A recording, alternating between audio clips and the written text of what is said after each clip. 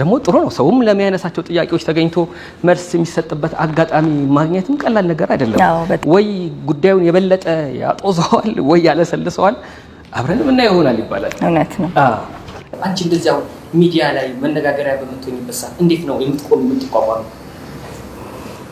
በመተው እንዴት ነው ታረጋግጥ ያው ዋናው ነገር ከየትኛውም ከውጪ ከሚመጣ ምላሽ ጋር አለ ማድረግ ነው እኔ የምመዘንበትን ቦታ እዛ አላረገው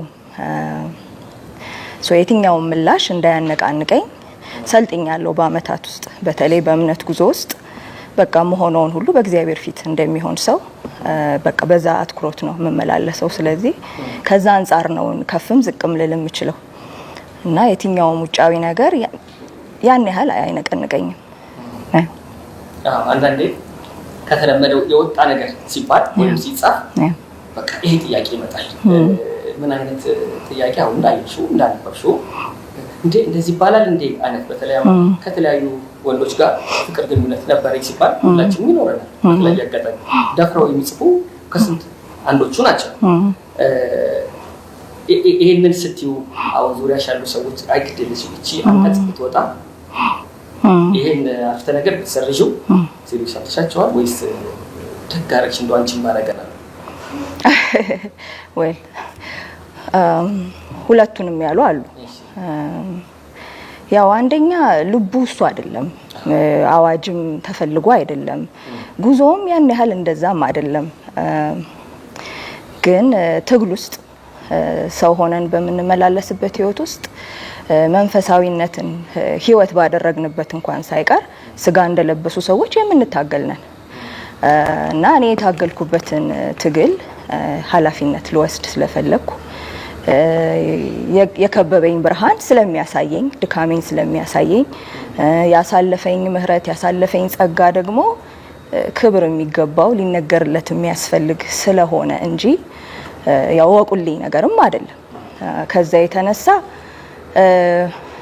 ይሄንን ቆራጥነት ኦር ይሄንን ኮንቪክሽን ለበለው መልካም ነው ይጠቅማል ለብዙዎች መጽናናት ይሆናል ለብዙዎች ኢንካሬጅመንት ይሆናል መማሪያም መጠንቀቂያም ይሆናል ያሉ ነበሩ ያሳሱልኝም ደግሞ ነበሩ ይሄ ነገር እንኳን እንዲህ ተዘርግፎ በጥቂቱ እንኳን የተገለጠ ነገር ያልተገለጠውም ጭምር በግምትም በሐሰትም ብዙ ይባላልና ይሄ በጣም ያዋጣል ወይ ያን ያህል ሲገባናል ወይ ያሉም ነበሩ ግን እኔ ይሄንን ያው ከአምላኬ ጋር ባለኝ ንግግር ለራሴም ህሊና ካለኝ ንግግር ከራሴ ህሊናም ጋር ካለኝ ንግግር የመጣ ውሳኔ ነው ምንም ማልመለስበት ነው በጣም ደስተኛ ነኝ አንዳንዶቹ ልክ እንዳልኩሽ ለምን አለች ይላሉ በጣም በቃ አንድ ገጽ ነው በአብዛኛው የተነበረው ከመጽሐፍሽ የሚገርም ፎቶ ተነሳ ሶሻል ሚዲያ ላይ ተለቀቀች ብዙዎቹ እዛ ገጽ ላይ ነው የቆሙት ከዛ በፊትም ከዛ በኋላ ያለ አይመስልም እና እንዴ ያልኩ ያለ ጎልቶ ወጣልኝ እሷን ነበር መጽሐፉን ሳነበው እና ግን እንዲሁ ሰዎች ብያለባቸው ነገር ማጥራት ተገቢ ስለሆነ ለምን ጻፈችው ባትለው ይመረጥ ነበር የሚሉ እንዳሉ ሁሉ እንደገና ደግሞ ይሄን ስትጽፍ ወደዛኛው ወገንስ ማሰብ አልነበረባትም ወይ ቤተሰብ የሚባል ነገር አለ ለእጅ እንዲህ ይላል ሌላ ደግሞ የቅርብ ሰዎች የነገሩኝ ራሷን ነው ኃጢአተኛ ደካማ ለማድረግ በለፋችሁ ልፋት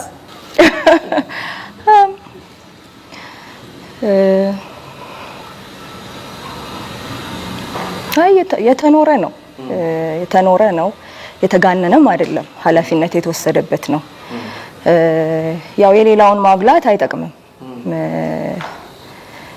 የኔ ኃላፊነትም አይደለም እኔ ኃላፊነትም ወስደው ራሴ ለኖርኩት ለተማርኩበት ህይወት ነው ሰውንም የሚጠቅመው እኔ ከህይወቴ የተማርኩት ነው እንጂ ማሳበብና መክሰስ ምንም ጥቅም የለውም በቃ ኃላፊነት ይወሰዳል። በህይወት እንማራለን፣ እንሻገራለን። የተሻለ ቀን አለ ህይወት ላይ። ስለዚህ ያን ማድረግ ነው የተፈለገው እንጂ ሂሳብ ማወራረድ ልክ ነኝ ራስን ለማስተረፍ ኦር የራስን ጽድቅ ለማስቀረት እዛ ውስጥ መፍጨርጨር አልነበረም። ስለዚህ በቃ እኔ ከእምነቴ አንፃር ሁልጊዜ በህይወት በየትኛውም ግንኙነት የራሴን ነው ማየው። ሌላኛው ሰው ሚዛኑ ትልቅ ሊሆን ይችላል፣ ላይሆንም ይችላል። የራሴንም እይታ አለ ልክ አላምነውም። ከእግዚአብሔር ውጪ ሙሉ እውነት ያለበት ቦታ የለም። ስለዚህ በቃ እኔ በደረስኩበት ልክ ለራሴ ህይወት ለተራረመድኩት እርምጃ ላጠፋው ጥፋት ኃላፊነት የወሰድኩት እንደዛ ነው። የራሴን ነው የጻፉት፣ የራሴን እውነት ይዋል በቃ። ስለዚህ የራሴን ደካማነት ወይም የራሴ ወደቅሽባቸው ቀናት የተጸጸትሽባቸው የመጣሽባቸው መንገዶች ስላተኮርሽ ያኛው ደግሞ ያልታወቀ ገጽ ስለሆነ እንደው እገሌ ቢያነበው ምን ይሆን ነገሌስ የሚል ነገር ስላስነሳ ነው። ጥሩ መልስ። ትዝ ይለኛል አንዴ የአምቡሌ ዲጄ የአምቡሌን ክፈትላቸው አለች ተባለና ግልጽ ሽሆን እኛ ማናቀው እናንቺ ማላቀው ያ ዲጄ የአምቡሌን ክፈትላቸው እንዲያስታውሱ ተነግራቸዋለች ማለት እንደሆነ አምቡሌ ይታወቃል። ከዛ በኋላ ግን የውጭን ግን ሌላ አቅጣጫ እንዲታይ ምክንያት ነው። አዎ የመጀመሪያ ስደቴ ነበር። የመጀመሪያ ስደቴ ብዙ ተቃውሞ፣ ብዙ ስድብ በአደባባይ ያስተናገድኩበት ገጠመኝ ነው። ስለዚህ የጓዳ ሰው፣ የጥሞና ሰው፣ የማሰላሰል ሰው፣ ራስን ለማየት እድል ያገኘሁበት ለመንፈሳዊ ህይወቴም ትልቅ መሰረት ያለው አቅጣጫዬን የቀየረ አጋጣሚ ነው። ለምን ሲያሞካሸኝ ሲያወድሰኝ ተገኘች ተብዬ በቃ እንደ ብርቅ ስታይ ከነበርኩበት ሰሞን ድንገት ዞር ብሎ አገር ሁሉ የሚሰድበኝ አጋጣሚ ነው የሆነው። የመጀመሪያ ነው። ከዛ በላይ መጨረሻ አልሆነም። የመጀመሪያ ስለነበረ በቃ ጠቅሞኛል። ህይወት ላይ ዞር ብዬ ለብቻዬ ህይወትን ለማየት ራስን ለማየት እድል ያገኘሁበት፣ መጽሐፍ ቅዱሴን ለመግለጥ እድል ያገኘሁበት። ስደቱ የመጣው ከመድረክ ህይወት ቀደም ሲል ልታወቂበት ከነበረው ህይወት ወደ ሌላ ለመግባት ማለት ነው።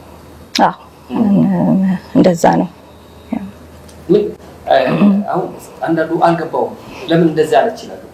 ያው እኔ ወጣት ልጅ ነበርኩ። ብዙ ውጣ ውረድ አላየሁም።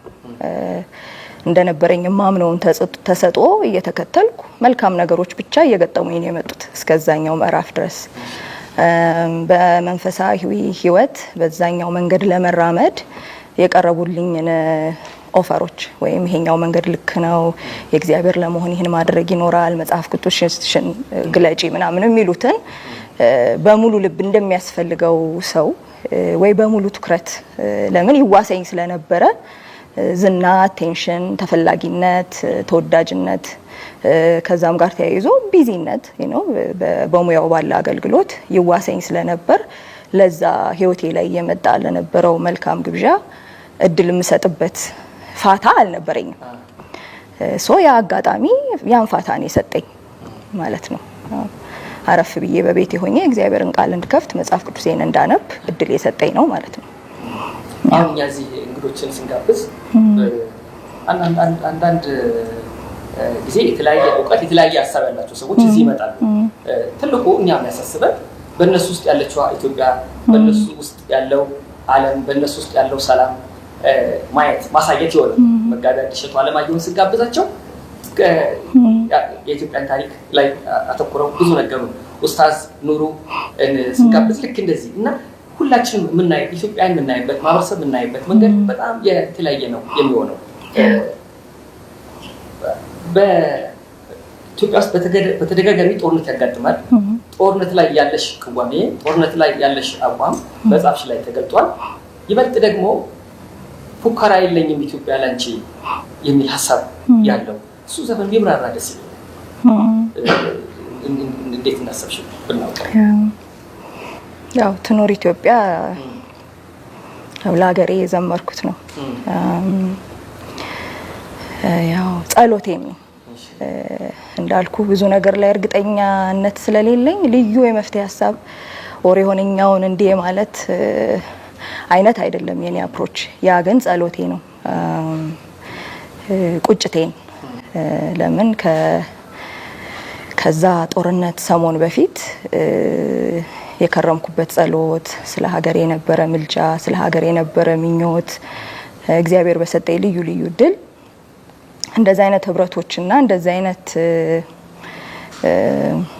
ልብ ካላቸው ወገኖች ጋር ከነበረ ህብረት የተነሳ በጣም ስለ ሀገር አጥብቆ የሚጸልይ ስለ ሀገር የሚያስብ አካባቢ ነበርኩና በጣም ብዙ ከመጸለይና ብዙ ተስፋ ከማድረግ ከዛ መልካም የሚመስል ነገር ከመታየቱ የተነሳ እንደገና ጦርነት፣ እንደገና መለየት፣ እንደገና መከፋፋት፣ እንደገና አንተ አንቺ አንተ እዛኛው ይሄኛው መባባሉ ተመልሶ የሚመጣ አልመሰለኝም ነበርና በቃ ሃርት ብሬክ የልቤን ስብራትም ያንጸባረኩበት ነው ብዬ ነው ማስበው። እና ኢትዮጵያ እማትኖር እስኪመስል ድረስ ሁሉም በየወገኑ ብትንትን ብሎ በቃ መልኳ ጠፋ። ያቺ ምናቃት መልኳ ባና መልካትም እንወዳታለን፣ አድገንባታል፣ የሷ ነን፣ የኛ ናት። እሷ የልጆቻችንም እንድትሆን ምኞቴ ነው፣ ጸሎቴ ነው። ያ ሰሞን ያለ ሁሉ አይመስልም ነበር፣ በጣም ዳርክ ነበርና በቃ ሌላ ባላረግ እንኳን ጸሎቴ ላካፍል በዚህ ዘመን እንደኖረ ሰው ብዬ የሰራሁት ነው። አዎ የኛ ሀገር ጦርነት ይገርመኛል። ያው ዞረን እዚያው ነው። ስለ ሰላም ማውራት ራሱ አንገት የሚያስደፋባቸው አጋጣሚዎችም ይበዛሉ። የገጠር ሰው ምን ይላል? ደገኛ በሬውን ይለዋል አውግቸው አትምጣ ብለሽኝ መጣሁ ረስቸው።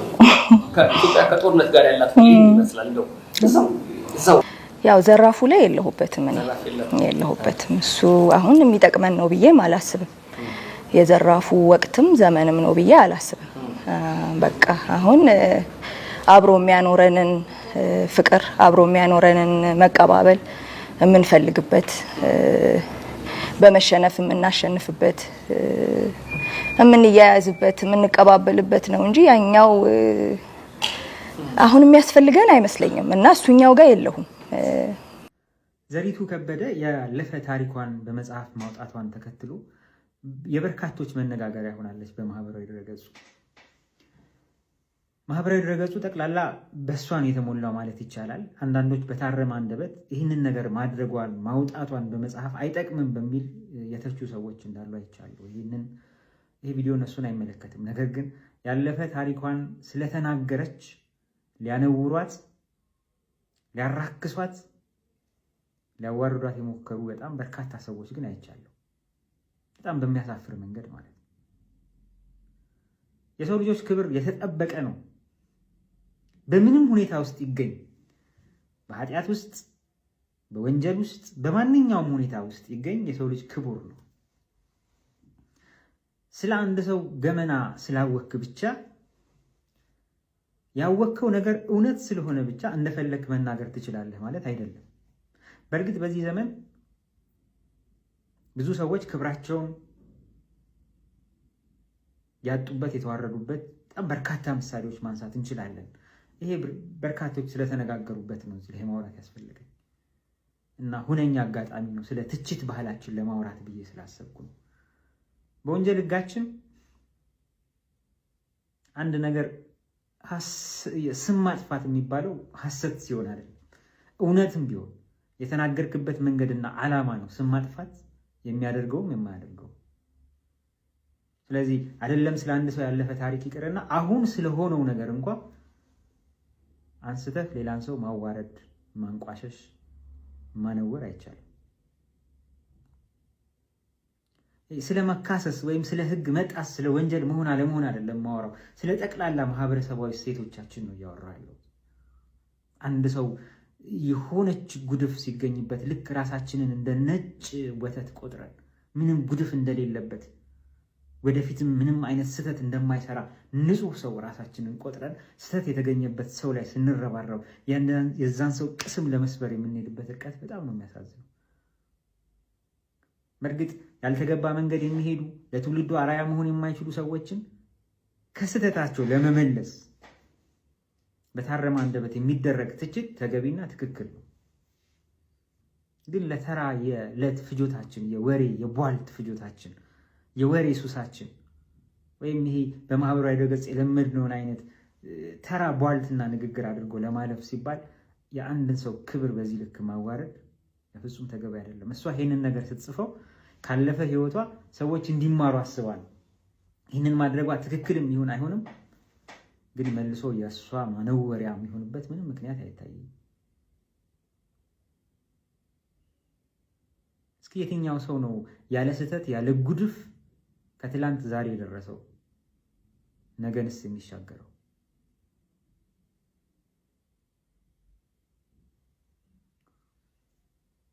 በተለይ እንዲህ አይነቱ ነገር በማህበራዊ ድረገጽ በሚፈጸምበት ጊዜ ነገሩ ከባድ ነው። በተለይ በኮምፒውተር አዋጃችን እንዲህ አይነት ነገር የበለጠ ያስቀጣል።